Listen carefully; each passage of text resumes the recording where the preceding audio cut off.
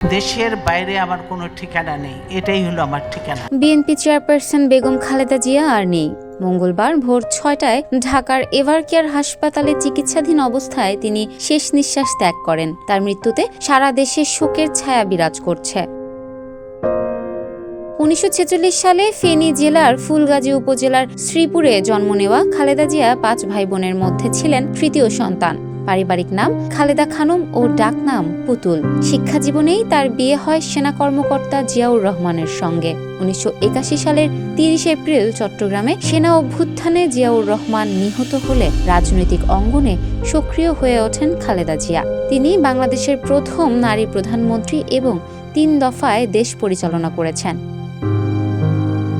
তার 2 ছেলের মধ্যে বড় ছেলে তারেক রহমান বিএনপির জ্যেষ্ঠ ভাইস চেয়ারম্যান হিসেবে দায়িত্ব পালন করছেন, আর ছোট ছেলে আরাফাত রহমান কোকো 2015 সালে মালয়েশিয়ায় মারা যান। রাজনৈতিক অস্থিরতাকে কেন্দ্র করে একাধিকবার কারাবন্দী হতে হয়েছিল এই আপসহীন নেত্রীকে। 111 পরবর্তী সময়ে 2007 সালে তিনি কারাবন্দী হন। পরে 2018 সালে জিয়া অরফানেজ ট্রাস্ট মামলায় দণ্ডপ্রাপ্ত হয়ে আবারও কারাগারে যেতে হয়েছিল তাকে। তবে করোনা মহামারীর সময় 2020 সালের 25 মার্চ তিনি সাময়িক মুক্তি পান।